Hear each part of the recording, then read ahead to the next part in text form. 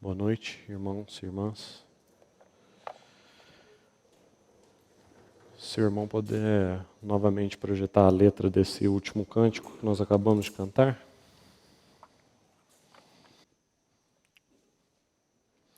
Ele é quem repreende os ventos, com uma palavra faz calar o mar.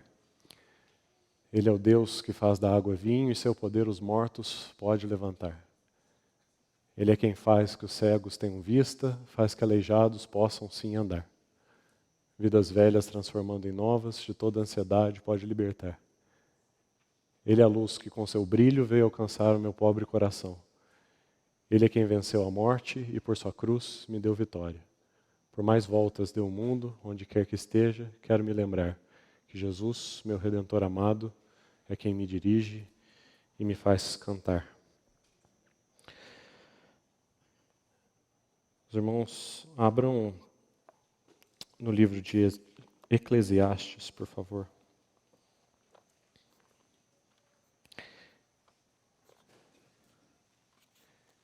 Eclesiastes.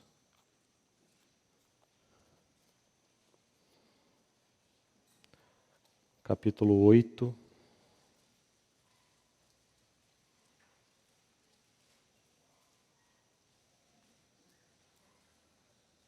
Versículo 8. Esse cântico também diz assim, que ele é quem repreende os ventos e com uma palavra faz calar o mar. Vamos ler então Eclesiastes 8:8. Não há nenhum homem que tenha domínio sobre o vento para o reter, nem tampouco tem ele poder sobre o dia da morte, e nem há tréguas nesta peleja. Não há nenhum homem que tenha domínio sobre o vento para o reter, nem tampouco tem ele poder sobre o dia da morte, nem há tréguas nesta peleja. Lucas 8.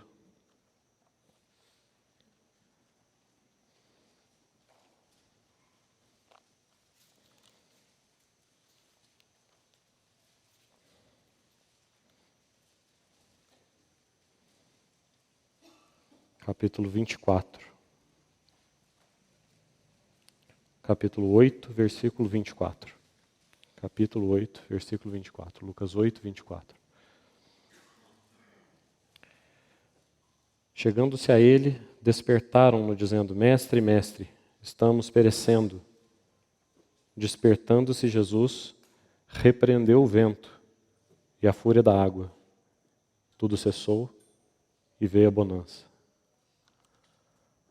Lucas capítulo 4.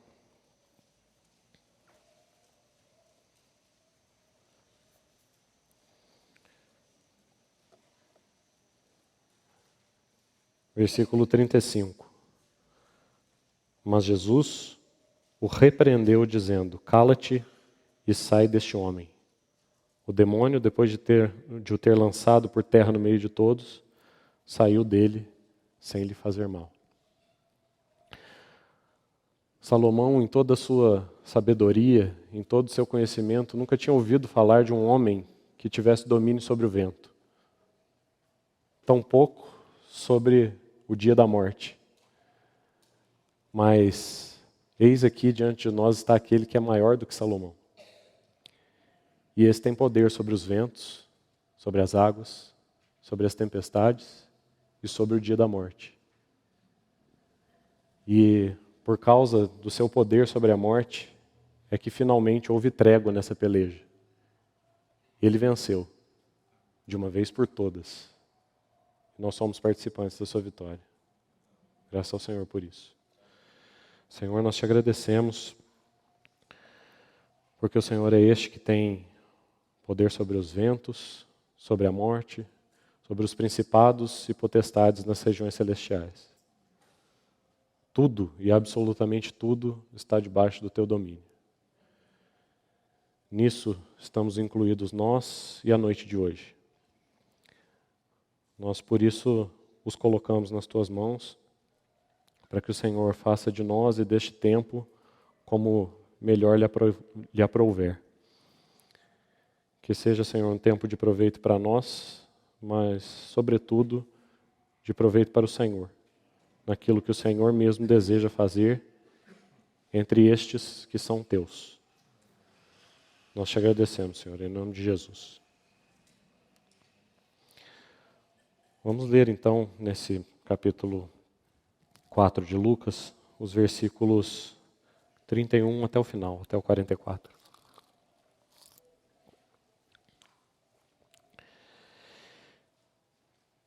E desceu a Cafarnaum, cidade da Galileia, e os ensinava no sábado. E muitos se maravilhavam da sua doutrina, porque a sua palavra era com autoridade. Achava-se na sinagoga um homem possesso de um espírito de demônio imundo, e bradou em alta voz: Ah, que temos nós contigo, Jesus Nazareno? Vieste para perder-nos? Bem sei quem és, o Santo de Deus. Mas Jesus o repreendeu, dizendo: Cala-te e sai deste homem. O demônio, depois de o ter lançado por terra no meio de todos, saiu dele sem lhe fazer mal. Todos ficaram grandemente admirados e comentavam entre si, dizendo: Que palavra é esta? Pois com autoridade e poder ordena os espíritos imundos e eles saem. E a sua fama corria por todos os lugares da circunvizinhança. Deixando ele a sinagoga, foi para a casa de Simão. Ora, a sogra de Simão achava-se enferma, com febre muito alta, e rogaram-lhe por ela. Inclinando-se ele para ela, repreendeu a febre, e esta a deixou. E logo se levantou, passando a servi-los. Ao pôr do sol, todos os que tinham enfermos de diferentes moléstias os traziam e ele os curava, impondo as mãos sobre cada um. Também de muitos saíam demônios gritando e dizendo: Tu és o Filho de Deus. Ele, porém, os repreendia para que não falassem, pois sabiam ser ele o Cristo. Sendo dia, saiu e foi para um lugar deserto. As multidões o procuravam e foram até junto dele, e instavam para que não os deixasse. Ele, porém, lhes disse: É necessário que eu anuncie o evangelho do reino de Deus também às outras cidades, pois para isso é que fui enviado. E pregava nas sinagogas da Judéia. Irmãos, essa sessão que nós acabamos de ler, então, ela é principalmente, claro que dentre muitas nuances e muitos detalhes que, com a ajuda do Senhor, se Ele assim permitir, nós vamos meditar, considerar e ponderar na noite de hoje. Essa sessão é principalmente um registro de milagres, muitos milagres de cura e de demônios sendo expelidos, né? Pode ser considerado, sem dúvida, um milagre também. Essa cura de um endemoninhado em Cafarnaum é o primeiro milagre que os evangelhos sinóticos, Lucas e Marcos, registram. O evangelho de Mateus faz uma pequena inversão dessa ordem e coloca a cura de um leproso primeiro. Mas aqui, então, começa o ministério público do nosso Senhor Jesus de maneira, vamos dizer assim, um tanto quanto estrondosa, de uma maneira mais retumbante. Até então, no nosso relato aqui do Evangelho de Lucas, Jesus ainda não havia feito nenhum milagre. Então nós podemos dizer, de maneira acertada, que aqui cada vez mais o seu ministério se torna público, se torna notório. E boa parte do significado disso já se encontra, muito antes que ele realize esse primeiro milagre, então, na sinagoga de Cafarnaum, no próprio ato que descreve aí o versículo 31. Diz assim: E desceu a Cafarnaum, cidade da Galileia. Interessante notar aí esse pequeno aposto aí, cidade da Galileia, porque isso nos lembra de que Lucas está escrevendo para gentios, né? Se estivesse escrevendo para judeus, não tinha necessidade de explicar que Cafarnaum era uma cidade da Galileia. Mas como ele estava escrevendo o seu evangelho visando principalmente aqueles que não eram judeus, esse evangelho tem um caráter universal, é direcionado aos crentes ali de todas as regiões do Império Romano, os gentios. Então ele faz essa ressalva aí, Cafarnaum, cidade da Galileia. E ele diz então que Jesus desceu a Cafarnaum, porque ele estava em Nazaré. E Nazaré, conforme nós já comentamos em outras reuniões, era uma cidade alta, ficava na região montanhosa. da Galileia, então ele desce das montanhas ali da região de Nazaré. Não é à toa que nos versículos anteriores, a última cena que nós vimos, aqueles homens da sinagoga de Nazaré queriam jogar ele penhasco abaixo, não é isso? Jogar ele do desfiladeiro. Porque Nazaré é uma cidade construída na encosta de uma montanha, uma cidade montanhosa, que tinha então penhascos e desfiladeiros. Então, Jesus sai ali daquelas montanhas de Nazaré. Nazaré é uma cidade pequena, e ele se dirige então, montanha abaixo, para a cidade de Cafarnaum.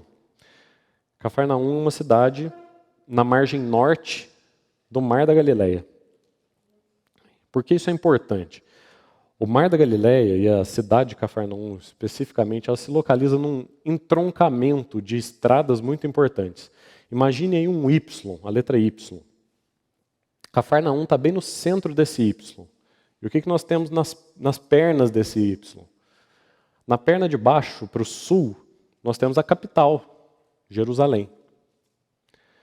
Na perna, os irmãos olhando aqui para mim, da direita, minha mão esquerda, né, a direita dos irmãos, está outra capital, a capital da Síria, Damasco. E aqui na minha mão direita e à esquerda dos irmãos, no Mar Mediterrâneo, na costa do Mar Mediterrâneo, estão duas cidades portuárias da Fenícia, que vão aparecer aí também citadas nos evangelhos para nós, chamada Tiro e Sidom. Tiro e Sidom.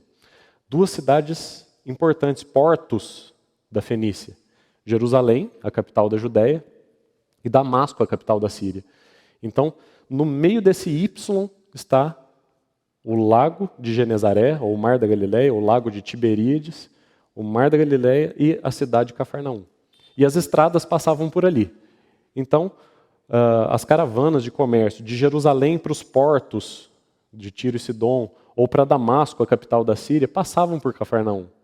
Era uma cidade movimentada, comercial e rica. Talvez isso explique alguma parte do ciúme que os nazarenos tinham de Cafarnaum. O que é que nós vimos na cena passada aí no capítulo 4? Os milagres que você fez em Cafarnaum, não foi assim que eles disseram para Jesus? Os milagres que você fez em Cafarnaum, faça aqui também, na tua terra, entre os seus. Era nítido que os nazarenos tinham um ciúme de Cafarnaum, e faz muito sentido. Nazaré era uma cidade pequena no alto das montanhas, enquanto Cafarnaum, uma cidade no Mar da Galileia, riquíssimo em peixe, e num entroncamento de uma região comercial muito importante. Era uma cidade importante. Então havia com certeza ali alguns ciúmes. Por que mais isso é importante? Aquela então era a principal cidade judaica da região, Cafarnaum, enquanto Tiberíades era a principal cidade romana da região. Recebeu esse nome por causa do imperador Tibério, né? E o lago, o Mar da Galileia também é chamado Lago de Tiberíades por causa dessa cidade. Então Tiberíades era a principal cidade romana, Cafarnaum a principal cidade judaica. E Jesus então vai tomar essa cidade, que era, vamos dizer assim, geograficamente, é por isso que eu estou descrevendo aqui a geografia da região, geograficamente estratégica para o seu ministério, porque dali ele podia partir para diferentes regiões. E de fato é isso que nós vamos ver o Senhor fazendo nesses aproximadamente 2 anos de ministério a partir daqui. A partir desse momento, ele faz de Cafarnaum então a sua base de operações, a base do seu ministério, e dali ele sai para regiões diferentes, para Decápolis, por exemplo, nós veremos aí nos próximos capítulos, e aí ele retorna para aquilo que Marcos e Mateus vão passar a chamar, por exemplo, de a sua própria cidade, ou a sua casa. Marcos 2, versículo 1, vai dizer assim que ele voltou para a sua casa. Em algumas ocorrências em Mateus vai dizer voltou à sua própria cidade, Cafarnaum. Por um longo período de tempo, talvez aproximadamente 2 anos, Cafarnaum tenha sido a base dessa etapa do ministério de Jesus. Dali era bastante propício para ele poder sair para as regiões e para ali ele voltava. Algo também de muito interessante sobre essa cidade, apesar de uma cidade tão importante como essa, um centro comercial, uma cidade rica, uma cidade movimentada, ainda existe muita incerteza arqueológica sobre onde que era exatamente a localização. Nós sabemos que é na margem norte do Mar da Galileia, mas até hoje tem muitas ruínas por ali, né, de muitas cidades. E até hoje não se tem uma certeza absoluta de qual era o ponto exato em que ficava essa cidade de Cafarnaum. Por que eu estou dizendo isso? Se os irmãos me acompanharem a Mateus 11,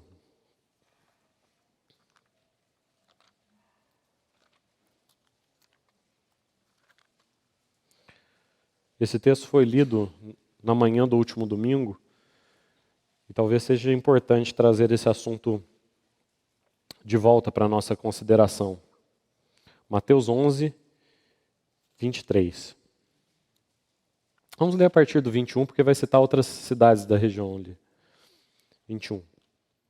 Ou 20. Passou então Jesus a increpar as cidades nas quais ele operara numerosos milagres, pelo fato de não se terem arrependido.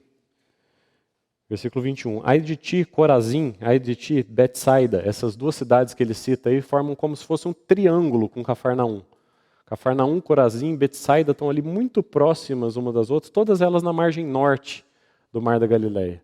Todas cidades ali conhecidas, movimentadas. E o Senhor vai dizer, ai de ti, Corazim, ai de ti, Betsaida. Por quê? Se em Tiro e Sidom, então essas duas cidades portuárias da Fenícia, se tivessem operado os milagres que em vós se fizeram, há muito que elas se teriam arrependido com pano de saco e cinza. E contudo vos digo, no dia do juízo haverá menos rigor para Tiro e Sidom do que para vós outros. 23. Tu, Cafarnaum, elevar-te-ás porventura até o céu? Descerás até o inferno, porque se em Sodoma tivessem se operado os milagres que em ti se fizeram, teria ela permanecido até o dia de hoje. Digo-vos, porém, que menos rigor haverá no dia do juízo para com a terra de Sodoma do que para contigo. Então você percebe que os ais que o Senhor pronunciou sobre essas cidades, Corazim, Betsaida, Cafarnaum, foram tão plenamente, tão completamente cumpridos, que até hoje se tem dúvidas de qual daquelas ruínas ao redor do Mar da Galileia era qual cidade.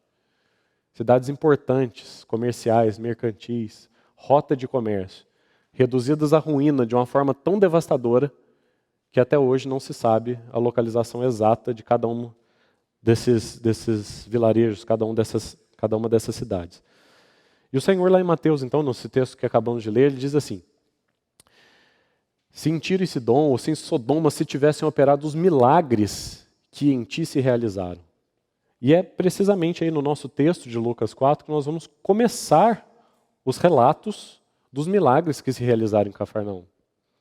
Todos esses que estão relatados aí no texto que nós lemos de Lucas 4, a cura do endemoniado, a cura da sogra de Pedro, muitas outras curas nos versículos 40 e 41, todos eles se realizaram em Cafarnaum.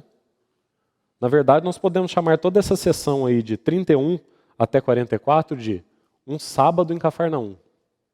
Esse pode ser o título dessa sessão, um sábado em Cafarnaum. Quanta coisa aconteceu num sábado em Cafarnaum. Então nós temos a cura desse endemoniado, da sogra de Pedro, muitas outras curas nos versículos 40 e 41. Em Cafarnaum nós temos, não vamos abrir para ganhar tempo, mas no próximo capítulo, capítulo 5, em Cafarnaum nós temos a cura de um paralítico. No capítulo 7, nós temos a cura do servo de um centurião, aliás, o mesmo centurião, por ordem de quem se construiu a sinagoga, que está aí nesses versículos 31 em diante, a sinagoga de Cafarnaum, a única da cidade, foi construída a mando desse centurião.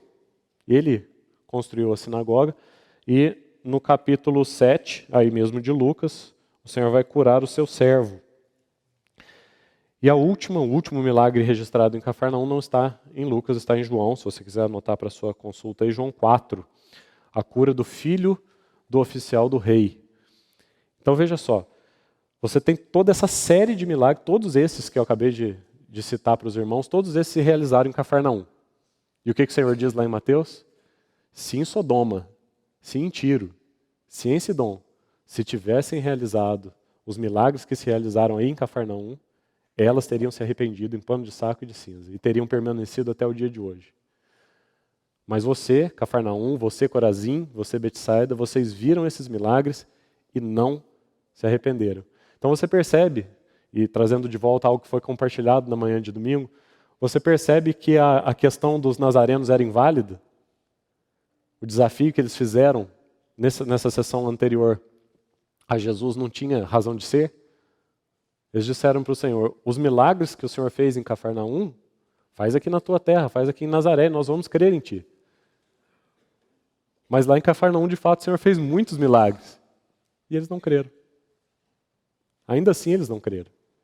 E nós sabemos que eles não creram porque as cidades não permaneceram. Até hoje não se sabe das ruínas de Cafarnaum. Ou seja, tantas vezes nós desafiamos o Senhor a fazer isso ou aquilo, porque se o Senhor fizer, eu vou crer. Mas para aqueles que se recusam a aceitar o Senhor pelo que Ele é, nada que Ele fizer será suficiente. Ou nós cremos no Senhor porque Ele é quem Ele é, ou nada que Ele possa fazer será suficiente para nos convencer.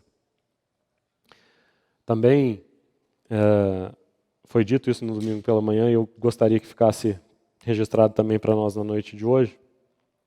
Um conhecido irmão nosso, debatedor, apologeta, muito hábil em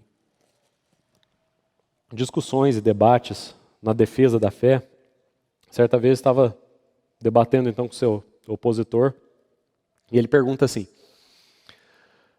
o que então que será suficiente para que você creia? E esse opositor, debatendo com ele, diz assim: veja bem, se eu voltar para casa hoje à noite e aparecer um homem de 30 metros de altura, me chamando pelo nome e dizendo assim, eu sou Jesus, você pode ter certeza que no domingo que vem eu estou sentado do teu lado. E aí esse irmão que estava debatendo com ele respondeu assim, tem certeza? Será que você não vai achar que está alucinando? Porque sempre, nenhuma demonstração vai ser suficiente. Nada que nós desafiarmos o Senhor a fazer é suficiente. Ou nós cremos nele por quem ele é, ou nada que ele fizer é o bastante para nos convencer. Como não foi suficiente em Cafarnaum e não seria suficiente em Nazaré. Então, é nessa cidade de Cafarnaum onde ele fez esses numerosos milagres que estão narrados aí no capítulo 4 de Lucas e em diante. O Senhor vai estabelecer a sua base ministerial. Ainda duas coisas mais importantes sobre isso. É notório que Cafarnaum era a cidade mais importante, ou pelo menos uma das mais importantes da Galileia. E aí nós precisamos nos lembrar de novo daquele texto de Isaías. Galileia dos gentios. Aquela que era desprezada. Galileia sempre foi muito mais pobre do que a Judeia, região onde está a capital, Jerusalém. Mas essa Galileia dos gentios, essa Galileia dos pobres, foi justamente ali que o Senhor decide, pela maior parte agora do seu ministério público, chamar de sua casa. Ele fez a sua casa entre os pobres, entre os gentios e entre os desvalidos. Cafarnaum, o centro da Galileia, a Galileia dos gentios, a Galileia dos desvalidos. E o segundo ponto importante é que essa história aqui do ministério do Senhor já foi compartilhado mais cedo nesse capítulo 4, que ela se inicia logo depois de que Herodes aprisiona João Batista. Então, de alguma forma, ele consegue calar a voz daquele que clamava no deserto. A voz do precursor, a voz do profeta que preparava os caminhos do Senhor. Essa voz é calada, porque Herodes lança João Batista na prisão. E o que Jesus faz? Ousadamente, ele vai para uma cidade que é uma das principais do tetrarcado de Herodes. Ou seja, em português bem claro, ele vai para debaixo do nariz de Herodes. E ali, ele estabelece o centro do seu ministério e ele começa a tornar o seu ministério cada vez mais público e mais notório. Bem debaixo do nariz de Herodes, que tinha acabado de aprisionar João Batista. Que demonstração ousada. O nosso Senhor tinha uma missão muito clara. E nada o impediria, nem mesmo a prisão do profeta que abria os caminhos para ele. Então, com isso, ele muito honrou a região da Galileia dos gentios e estabeleceu sua base ministerial ali numa das principais cidades da Galileia. Então, o versículo 32 continua, dizendo assim: e muitos se maravilhavam da sua doutrina, porque a sua palavra era com autoridade.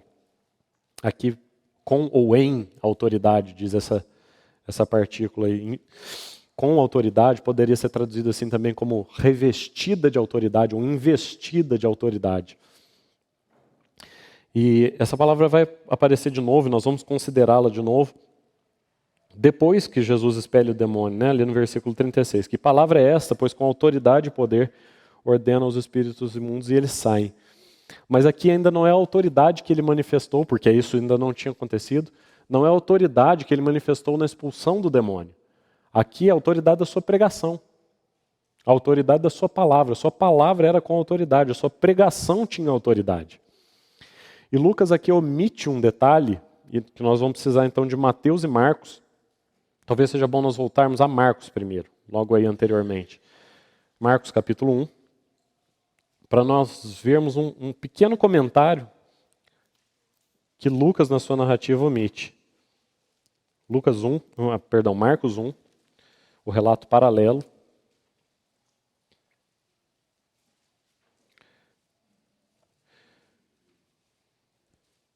Marcos 1, 22. Maravilhavam-se da sua doutrina, porque os ensinava como quem tem autoridade. Até aí, igual a Lucas. E não como os escribas. E se você consultar depois o relato de Mateus, está lá no capítulo 7, se você quiser anotar aí para a sua conferência, Mateus também faz a mesma observação, que a sua palavra era com autoridade, não como os escribas, diferente dos escribas. Então, aqui, Lucas omite essa comparação, mas o que impressionou aquelas pessoas na pregação, na palavra de Jesus ali na sinagoga de Cafarnaum, era que ela era muito diferente dos escribas. Não que os escribas não tivessem autoridade, nós vamos ver isso no próximo texto que nós vamos abrir. Os escribas e os fariseus tinham lá a sua autoridade, mas a autoridade de Jesus era diferente. Algo naquela autoridade da pregação de Jesus na sinagoga de Cafarnaum chamou a atenção. Era uma autoridade diferente daquela outra autoridade que eles conheciam, que era a autoridade dos escribas. Então volte comigo a Mateus 23. E vamos ver de onde que os escribas tiravam a autoridade deles. Mateus 23.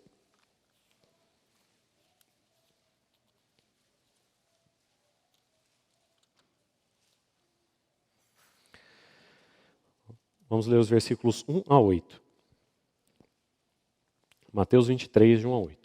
Então falou Jesus, veja aí que é o próprio Jesus que está afirmando isso, certo? Jesus, ele mesmo está afirmando isso aí. Então falou Jesus às multidões e aos seus discípulos. Na cadeira de Moisés se assentaram os escribas e os fariseus. Fazei e guardai, pois, tudo quanto eles vos disserem. Porém, não os imiteis nas suas obras, porque dizem e não fazem. Atam fardos pesados e difíceis de carregar e os põem sobre os ombros dos homens. Entretanto, eles mesmos nem com o dedo querem movê-los. Praticam, porém, todas as suas obras com o fim de serem vistos dos homens, pois alargam seus filactérios e alongam suas franjas. Amam o primeiro lugar nos banquetes e as primeiras cadeiras nas sinagogas, as saudações nas praças e os serem chamados mestres pelos homens. Vós, porém, não sereis chamados mestres, porque um só é vosso mestre e vós todos sois irmãos. Veja aí um pequeno detalhe no versículo 6. Amam o primeiro lugar nos banquetes e as primeiras cadeiras nas sinagogas. Porque o próximo versículo no nosso texto original ali de Lucas, pode voltar a Lucas 4, versículo 33, vai começar assim: achava-se na sinagoga um homem possesso. Então, nós precisamos ver aqui esses personagens do capítulo 4. Os escribas, que não aparecem em Lucas, mas já vimos que aparecem em Marcos e Mateus. Já vimos ali em Mateus de onde que esses escribas derivavam a sua autoridade. Eles se assentaram na cadeira, foi Jesus quem disse isso, se assentaram na cadeira de Moisés. E dali, da cadeira de Moisés, eles exerciam sua autoridade. Gostavam do primeiro lugar nas sinagogas. Então, temos esses personagens, escribas e fariseus, e temos um outro personagem. E esse personagem, na verdade, é um lugar. Só que esse lugar tem características tão peculiares, e ele é tão mencionado nesse capítulo 4, que nós precisamos tratá-lo como um personagem. esse lugar é a sinagoga. Essa sinagoga é um personagem do capítulo 4 de Lucas, tanto quanto os escribas, tanto quanto os homens que estavam na sinagoga. Apenas para que você tenha uma ideia do quanto esse personagem é importante aí no capítulo 4 de Lucas, a palavra sinagoga, no singular ou no plural, aparece 7 vezes no capítulo 4 de Lucas, das 15 em que ela aparece no evangelho todo. Ou seja, metade das vezes, quase a metade das vezes em que aparece uma sinagoga em Lucas está aí, no capítulo 4. Então a sinagoga é quase que um personagem desse capítulo. E o que é a sinagoga? Algo já foi mencionado pelos 2 últimos irmãos que ministraram aqui, sobre o que é uma sinagoga, como funciona uma sinagoga. Pelo menos 10 judeus, homens, precisam estar reunidos em idade da razão. Eles se reúnem basicamente para ler a lei, os profetas, fazerem orações, cantarem salmos. O Inário está aí na Bíblia, né, o livro dos Salmos. Então eles cantam salmos, eles fazem orações, eles leem a lei, a Torá, leem os profetas. E é isso, basicamente uma reunião de uma sinagoga. Aliás, esse prefixo sin, do grego, sinagoga, significa justamente isso, né? Reunião, um local de reunião. Então é isso que uma sinagoga é. Mas o mais importante para nós, irmãos, é o que a sinagoga não é. A sinagoga não é o templo. A sinagoga não é o templo. Falta algo importantíssimo na sinagoga. E para nós considerarmos o que é que falta, nós precisamos considerar a origem da sinagoga. Como surgiu a sinagoga? Durante o cativeiro babilônico, o templo foi destruído, o povo foi levado cativo para a Babilônia por 70 anos, e a partir do decreto de Ciro eles começam a retornar. Durante os 70 anos na Babilônia, talvez, provavelmente por influência de Esdras, que é chamado de o escriba, não um escriba, né? Mas Esdras, o escriba, talvez por influência deles, os judeus na Babilônia, sem templo, o templo destruído, os judeus nem sequer morando em Jerusalém, exilados na Babilônia, eles resolvem se congregar, se reunir. Por isso, sinagoga, reunião, congregação. Então, eles começam a se congregar lá na Babilônia. A partir do decreto de Ciro, eles podem começar a retornar para Jerusalém. Inclusive Esdras retorna. Esdras retorna e ele, como sendo o escriba, e não um escriba, o escriba Esdras, ele vai tomar a lei, vai ler diante do povo. A lei estava em hebraico, então ele traduz para o aramaico, que era a língua falada, faz explicações, faz comentários. E o que acontece ali? O povo se arrepende e chora. Nós podemos dizer que houve um grande avivamento ali, porque a lei e os profetas, né, aquilo que se lia dentro das sinagogas, lá na Babilônia, aquilo que se lia dentro das sinagogas é lido diante do povo. E então são feitos comentários e explicações e o povo chora e se arrepende. Um avivamento acontece. Mas esse avivamento e esse retorno com Esdras, ele é o segundo retorno da Babilônia. Antes desse segundo retorno com Esdras, há um primeiro retorno com Zorobabel. E os irmãos se lembram o que acontece nesse primeiro retorno com Zorobabel? O altar é firmado sobre as suas bases e começa a reconstrução do templo. Então, antes que haja um avivamento pela leitura da palavra, pela explicação da palavra, que era o que acontecia dentro das sinagogas, antes que a leitura e a explicação da palavra produzissem um avivamento no coração dos judeus, antes disso, um altar foi erguido.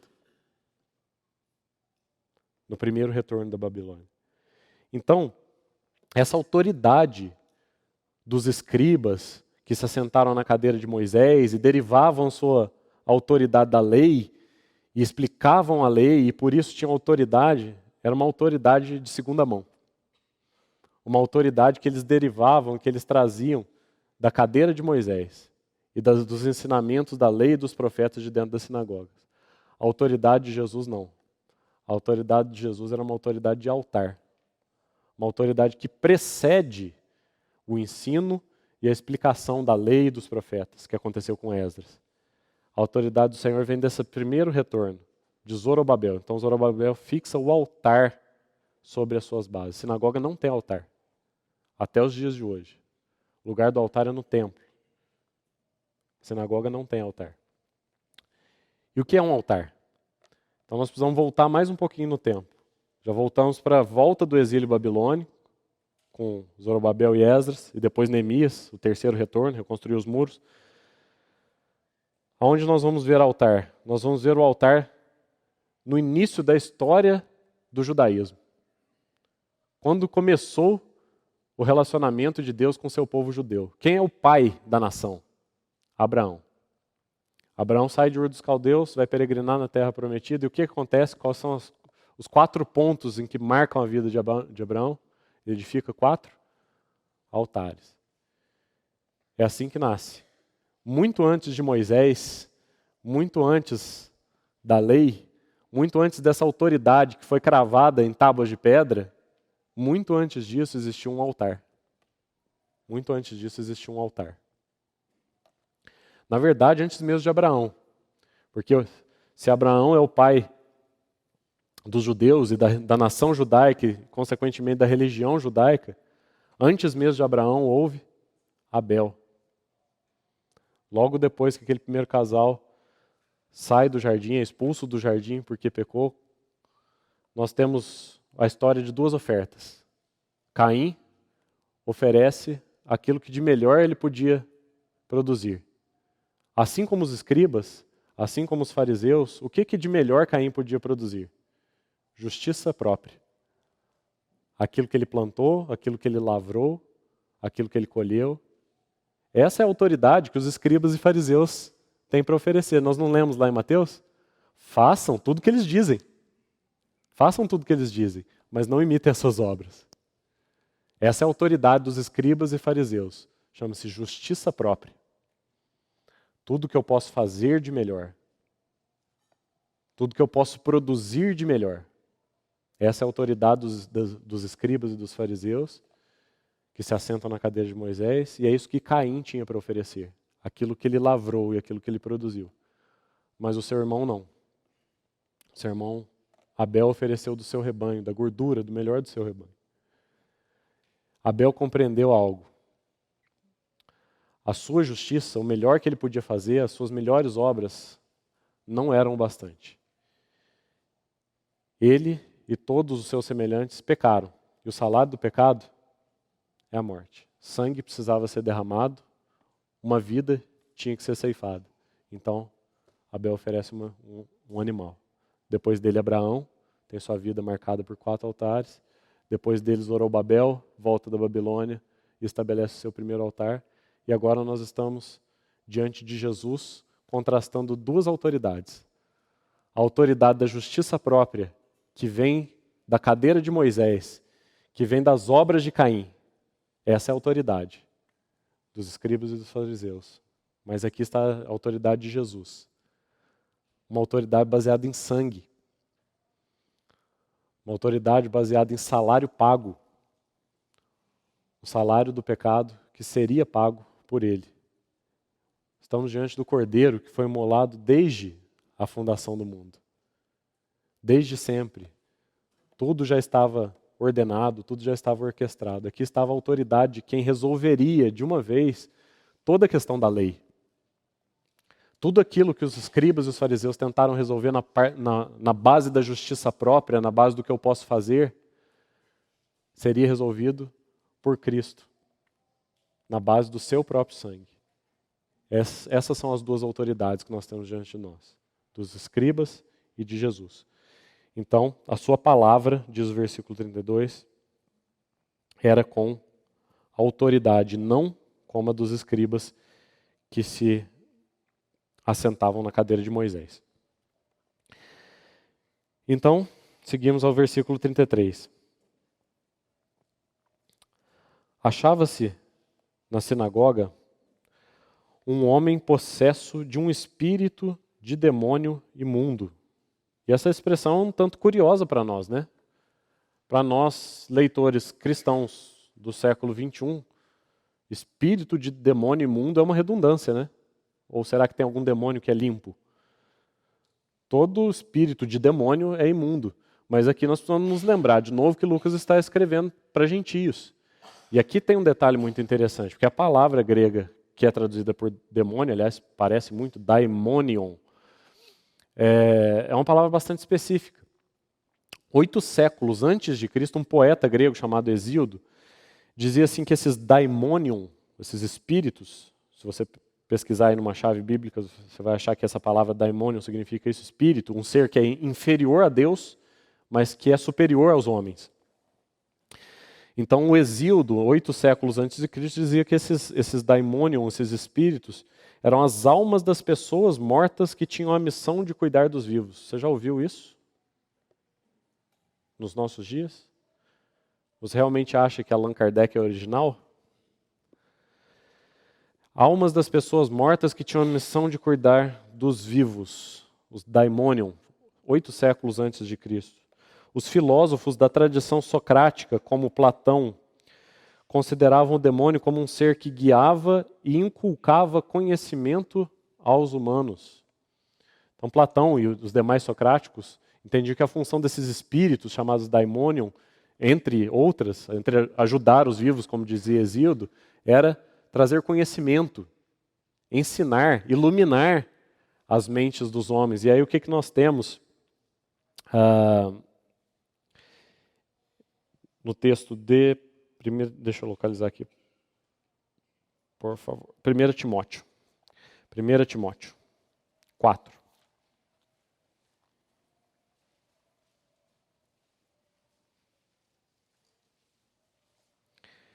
Primeira Timóteo 4:1. Veja só o que Paulo vai dizer aí.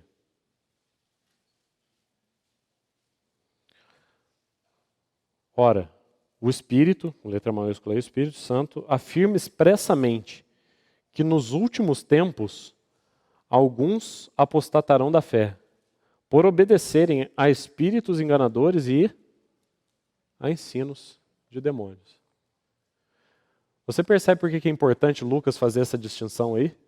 Ele diz então que aquele homem era possesso de um espírito de demônio imundo, porque os seus leitores, na maioria gentios, eles achavam que os espíritos ou os demônios eram inócuos, aliás, ou na pior das hipóteses, inócuos, na melhor das hipóteses, ajudadores, almas dos mortos que cuidavam dos vivos, espíritos capazes de trazer conhecimento, iluminação, entendimento aos homens. Aliás, é isso que o Espiritismo ensina até os dias de hoje. Mas não só o Espiritismo. O apóstolo Paulo vai nos advertir aqui que nos últimos tempos, alguns apostatariam da fé por ouvirem ensinos de demônios. E aí o que nós temos visto com muita tristeza no meio do chamado cristianismo, no meio do cristianismo professo, no meio daquilo que se chama, que tem nome de cristianismo, possessões demoníacas em público, um espetáculo, um teatro, e o que as pessoas fazem? Entrevistam os demônios. Você por acaso vê aqui Jesus ou Paulo fazendo alguma entrevista com algum desses demônios? Perguntando quem é você, qual é o seu nome, de onde você veio? Não, o lugar deles não é falar nada. Nós não queremos saber nada a respeito deles. A maneira de Jesus lidar com eles foi cala-te. Aliás, essa é a primeira palavra, né? Cala-te. Põe uma mordaça, é a palavra original que está aí em Lucas. Põe uma mordaça. Não, não é o teu lugar de falar. Nós não queremos ouvir. Nós não temos nada para ouvir desses espíritos. Não tem nenhuma entrevista para fazer com eles. Cala-te e sai desse homem. Essa foi a maneira que Jesus lidou com esses espíritos. Ao invés de ficar ouvindo as suas doutrinas enganadoras ou permitindo que os demais presentes ali naquela sinagoga ficassem ouvindo o que aquele demônio tinha para falar. Então, voltando a Lucas, o versículo 33 vai dizer isso, que ele estava possesso de um espírito de demônio imundo, e aí então nós entendemos por que Lucas explica que esse demônio era imundo, porque na verdade todos eles são. Então, Lucas e Marcos, não só Lucas faz isso, tá? Marcos também, às vezes não aparece demônio imundo, aparece espírito imundo. Lucas e Marcos estão escrevendo para gentios, então é interessante observar que grande parte, não todas, mas grande parte das vezes que Marcos e Lucas citam os demônios ou espíritos, eles acrescentam esse detalhe, espírito imundo, ou demônio imundo, para que os seus leitores gentios saibam que esses espíritos não são para ser ouvidos, não são para serem entrevistados, não é para aprender nada deles. Mateus e João não fazem isso, ou fazem muito menos vezes do que Marcos e Lucas.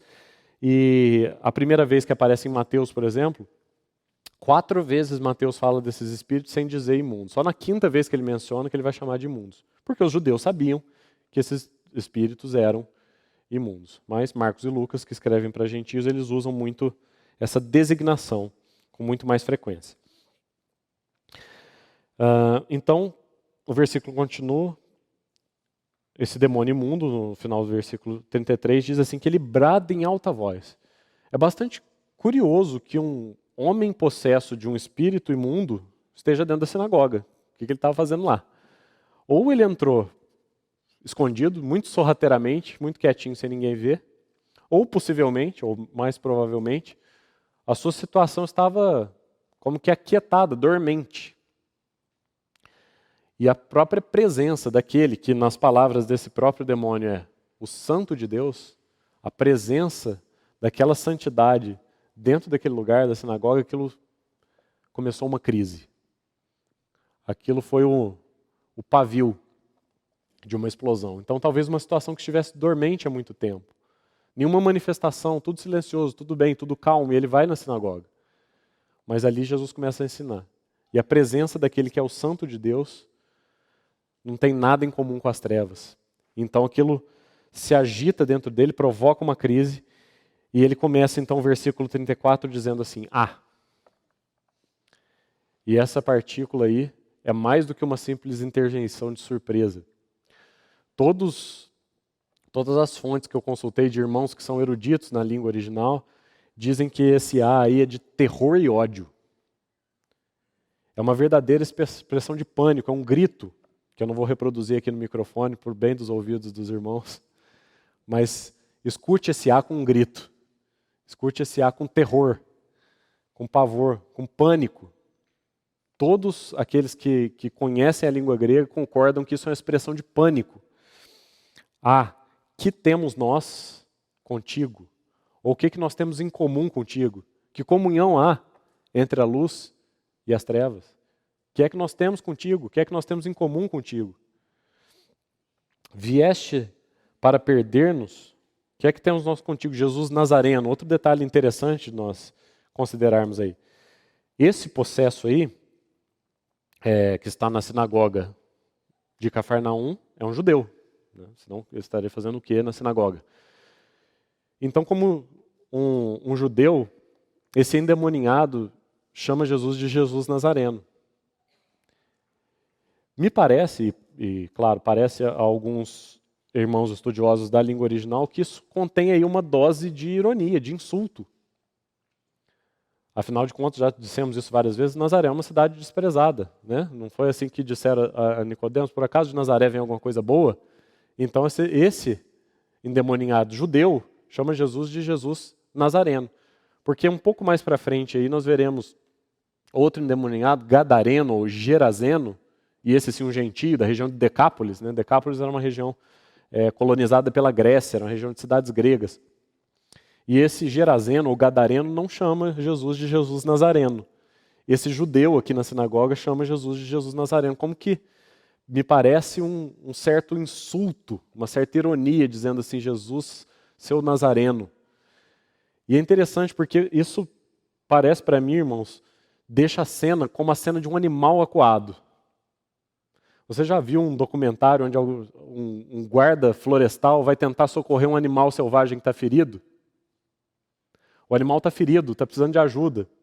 Aqui, na verdade, era um endemoninhado precisando de ajuda. O demônio não, né? Ele precisava ser expulso. Mas ali ele era uma fera acuada. Então ele solta um grito de pavor e ele rosna de volta. O que nós estamos vendo aqui é um animal selvagem acuado. Ele começa com um grito de pavor e depois ele rosna. Jesus Nazareno, ele rosna um insulto. Ele grita de pavor e ele rosna um insulto. Mas ele é um animal ferido. Então ele continua, vieste para perder-nos? um texto paralelo de Mateus 8, 29, você pode anotar aí para sua consideração depois. Naquela ocasião em que o Senhor expulsa uma legião de demônios, que eles entram nos porcos, né? Os demônios dizem assim: viestes atormentar-nos antes do tempo? É uma expressão paralela a essa, vieste para perder-nos. O que mais que aquele demônio podia esperar do santo de Deus? Apenas tormento, julgamento, destruição. É isso que está diante dos olhos dele. É por isso que ele agita aquele corpo daquele judeu que ele possuiu, porque ele está diante do santo de Deus, e isso não significa nenhuma outra coisa para ele, senão perdição, tormento, juízo e destruição. É assim que Mateus 8 vai dizer que aquela legião respondeu. Viestes atormentar-nos antes do tempo? Aqui em Lucas, esse outro demônio vai dizer, viestes para perder-nos? E é interessante, irmãos, que nós vemos isso em numerosas ocorrências, em todos os evangelhos, inclusive o de Lucas. E nós podemos dizer com essa frase assim, a hostilidade muitas vezes ela vê mais claramente que a simpatia. Será que você consegue perceber que tantas e tantas vezes nos evangelhos os demônios reconhecem mais prontamente quem é Jesus do que os discípulos? A hostilidade parece que é mais clarividente do que a simpatia. Aqueles que eram seus em Nazaré, na cidade que ele cresceu, não tinham nenhuma prontidão para reconhecê-lo como o santo de Deus. Nem mesmo em Cafarnaum, onde tantos milagres foram realizados e a cidade não se arrependeu, não havia nenhuma prontidão para reconhecer Jesus como santo de Deus. Mas os demônios sim. E aí nós precisamos nos lembrar de Tiago, né? Tiago 2,19. Crês tu que Deus é um só? Fazes bem. Até os demônios creem e tremem. Não só creem. Aqui nós estamos vendo um crendo e tremendo. Crendo e tremendo. Né? Que temos nós contigo, Jesus Nazareno. Viestes para perder-nos, bem sei quem és, o Santo de Deus. Só que diferente dos homens, isso não é uma fé salvadora, né? Não existe salvação para eles.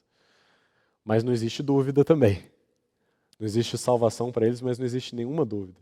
E eles sabem muito bem com quem eles estão lidando. Então, aquele demônio prontamente, aliás, mais prontamente do que muitos discípulos, reconhece com quem ele está falando. Bem sei quem és, o Santo de Deus. Isso, de maneira nenhuma, pode ser considerado uma admiração ou um louvor.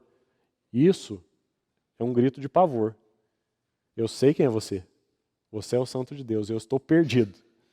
Eu estou perdido. Então, no versículo 35, Jesus o repreende. E aí nós chegamos àqueles textos que nós lemos no início da reunião. E essa palavra repreensão aí é uma palavra muito usada exatamente nesses contextos. Repreender pode ser entendido dessa maneira: reprimir uma violência. E é isso que o Senhor está fazendo aqui. O que esse demônio fazia possuindo a vida desse judeu era uma violência. Né?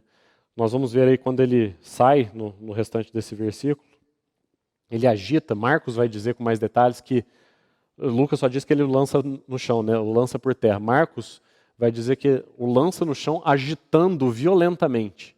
Uma convulsão, né? Agitando violentamente. Então o Senhor interrompe ou reprime um ato de violência. Aquela possessão demoníaca, aquela influência desse demônio sobre a vida daquele homem era uma violência. E o Senhor reprime essa violência, ele interrompe a violência, repreende aquele demônio. Assim como ele repreenderá mais tarde, no texto de Lucas 8 que lemos, a violência das ondas, a violência do vento, a violência do mar, esse mar aí, da Galileia. E assim como ele repreende o poder da morte. Esse é o nosso Senhor, aquele que tem o poder de repreender os ventos, as potestades e a morte. Então Jesus o repreendeu, dizendo cala-te, ou seja, amordaçado, como dissemos há pouco, e sai desse homem. O demônio, depois de o ter lançado por terra, e Marcos acrescenta, agitando-o violentamente, Marcos 1,26, agitando violentamente, no meio de todos, saiu dele sem lhe fazer mal. E aí nós temos outra coisa interessante, que são as palavras médicas de Lucas. Né? Lucas, o médico amado, vai dizer, esse lançado e o sem lhe fazer mal, né? Sem lhe fazer mal, sem fazer ferida.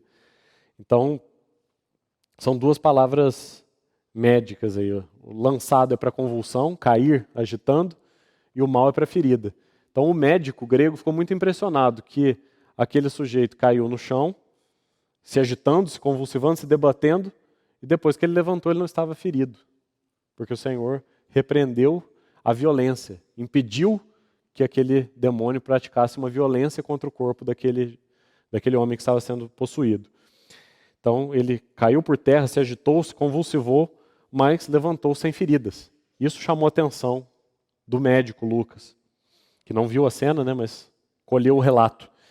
Então, ao colher esse relato, ele se impressiona que aquele homem se agitou, se convulsivou, mas levantou sem nenhuma ferida. Aquele demônio fez tudo o que ele podia, né? Já que o Senhor restringiu, reprimiu a violência que ele praticava contra aquele corpo, ele fez questão de sair da maneira mais dolorosa que ele conseguiu, né? Jogando ele no chão e convulsivando e agitando. Foi o máximo que ele podia fazer para tornar a vida daquela pessoa o mais dolorosa possível. Mas foi só até aí que ele pôde ir. O Senhor não permitiu nada mais. Permitiu que ele agitasse, que ele convulsivasse, mas aquele homem se levantou sem feridas. Então, saiu dele sem lhe fazer mal, é o que diz o versículo 35. E por isso, diante dessa cena, diz o versículo 36, todos ficaram grandemente admirados. E aí, estupefatos, aterrorizados. E comentavam entre si dizendo, que palavra é esta? Pois com autoridade e poder ordena aos espíritos imundos e eles saem. E aí temos alguns detalhes bastante interessantes também. Eles ficam admirados, espantados, aterrorizados, e agora eles vão dizer de novo a autoridade. A primeira autoridade que nós discutimos aqui é a autoridade da pregação, a autoridade da palavra, a autoridade do ensino de Jesus. Que eles contrastaram, então compararam com, Lucas não cita, mas Marcos e Mateus sim, a autoridade dos escribas. Então, nós voltamos lá na história da sinagoga e do altar para nós vermos de onde vem cada uma dessas autoridades. A autoridade da cadeira de Moisés, da justiça própria, das obras, e a autoridade do pagamento da dívida pelo pecado, a autoridade do sangue, que abre a porta de relacionamento com Deus de novo. Então, essa era a autoridade da pregação de Jesus. Jesus pregava com a autoridade daquele que saldou e saudaria a dívida do pecado, enquanto os escribas ensinavam com a autoridade da justiça própria. Esse é o contraste da primeira autoridade que nós vimos lá no versículo 32. Agora existe uma outra autoridade aqui no versículo 36, a autoridade que a palavra de Jesus, não agora pregando, mas a autoridade ordenando que aquele espírito saísse. E agora essa autoridade impressiona aqueles homens da sinagoga em comparação com os outros exorcismos que eles já tinham visto. E aí nós vamos precisar recorrer a algumas outras fontes, porque nós sabemos que existiam judeus exorcistas. Você vai se lembrar disso por conta de uma narrativa do livro de Atos, né? Que 7 judeus, filhos de Seva, se não me engano, eles tinham essa profissão, eles eram exorcistas ambulantes, né? Que profissão interessante tinha esses judeus. E aí eles foram tentar exorcizar um demônio em nome de Jesus, a quem Paulo prega, e os demônios deram neles. E eles não deram conta de expulsar o demônio. Então existiam esses judeus exorcistas ambulantes. Sabemos disso pelo livro de Atos. Mas nós não sabemos muito bem como eram esses exorcismos. Então nós temos que recorrer a outras fontes. E aqui tem uma fonte interessante, é o livro de Tobias. O livro de Tobias existe ainda no cânon católico. Mas para nós ele é considerado apócrifo. E se você quiser saber por que o livro de Tobias é apócrifo, eu te recomendo que você leia o livro de Tobias. Porque a fonte que eu vou citar para vocês é o capítulo 8, Tobias 8.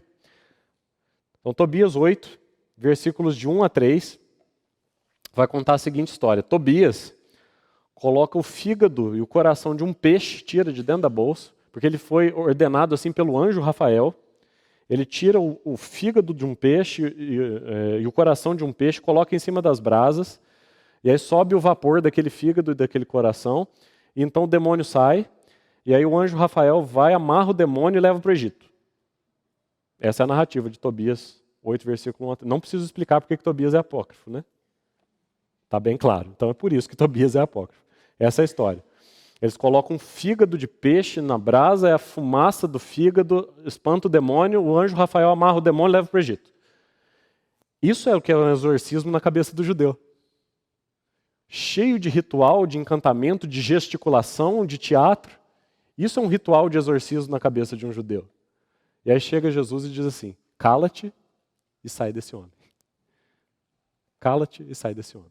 Sem fígado de peixe, sem nada disso. E aquele demônio imediatamente sai. Então, qual é a reação deles? Autoridade e poder. Autoridade e poder. A sua palavra, a palavra desse homem tem autoridade e poder. E aí, se nós formos de novo consultar o original para nos ajudar, nós vamos ter uma aparente dificuldade, porque as duas palavras aí, autoridade, exousia, e poder, dunamis, as duas são traduzidas na verdade como poder, se você consultar aí a sua chave. Exousia é poder e dunamis também é poder. Então, um irmão estudioso vai nos ajudar da seguinte maneira. Autoridade é aquilo que não se pode contradizer, não se pode contrariar. Autoridade, se ele disse, tem que ser cumprido. Você não pode contradizer, você não pode desdizer, você não pode contrariar. A palavra de Jesus não aceita argumento. O demônio não debate com ele, não argumenta com ele, não fala a mais, não tem a mais, nem a menos. Não tem debate, não tem discussão, não se pode desdizer, não se pode contradizer, não se pode contrariar. Essa é a autoridade. E o poder é aquilo que não pode ser resistido. A autoridade não pode ser debatida, não pode ser discutida, não pode ser contrariada. O poder não pode ser resistido. Contra poder não há oposição. Se ele te empurra para frente, você vai para frente. Se ele te empurra para trás, você vai para trás. Um poder não pode ser resistido. Contra um poder não existe oposição. E essa é a palavra de Jesus. Ele tem autoridade, então não existe debate. E ele tem poder. Para onde ele empurra, vai. Para onde ele conduz, as coisas vão. Essa é a palavra dele, com autoridade e com poder. E a sua fama, diz o versículo 37, o último dessa sessão, e nós terminamos aqui. E a sua fama corria por todos os lugares da circunvizinhança. Também é uma expressão muito interessante, a palavra grega ecos, de onde vem a nossa eco. E é importante nós prestarmos atenção nisso, porque parece que é uma coisa que tem conotação só positiva, né? A sua fama corria pela circunvizinhança. Não é bem assim, não é uma conotação exclusivamente positiva. O eco ele sempre vem distorcido, né? Quem já teve a experiência aí de ir ou numa caverna, ou um salão como esse aqui, quando está vazio, e a gente vem testar os microfones aqui, dá bastante eco. Então a gente fala e o som volta, e sempre volta distorcido. Aliás, testando o microfone, só entra a distorção. Tá? Microfonia é uma anarquia que faz no som. Quando o som volta, ele volta distorcido. E é isso que está acontecendo aqui. A palavra, a fama de Jesus começa a se espalhar. E começa a gerar um eco. Um fala aqui, o outro fala lá, bate e rebate, e começa a causar tumulto. Então, de fato, ele começou a se tornar cada vez mais conhecido. Sua fama começou a se divulgar. Mas como um eco. Muitas coisas se diziam sobre ele, e muitas coisas se diziam de maneira distorcida sobre ele. Muitas coisas inverídicas. Muitas coisas distorcidas. Um tumulto, todos falando. Então, na verdade, toda aquela região da Galileia ficou, vamos dizer assim, de cabelo em pé.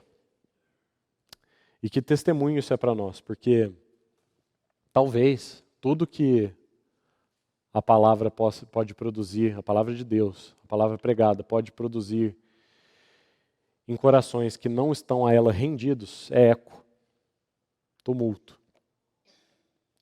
Às vezes pode produzir muito agito, muita revolução, mas nenhuma transformação.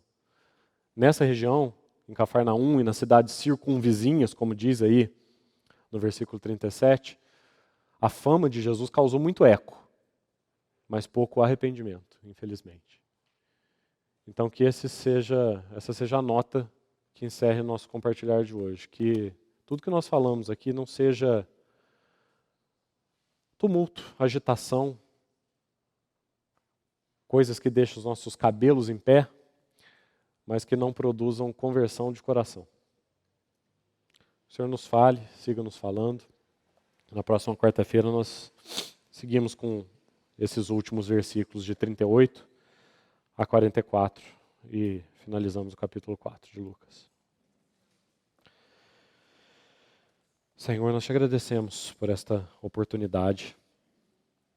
Te agradecemos porque ainda mais esta vez o Senhor se dispôs com a água, com a toalha e veio lavar os nossos pés com a palavra, Senhor. Nós te pedimos que, de fato, essa palavra seja em nós e alcance em nós o que a autoridade e poder do Senhor são capazes de fazer. Que ela não seja apenas eco e tumulto nos nossos ouvidos, mas que ela volte para o Senhor frutífera e alcance para o Senhor tudo o que ela tem o propósito de fazer em nós. Assim te entregamos esse tempo em teu próprio nome. Amém.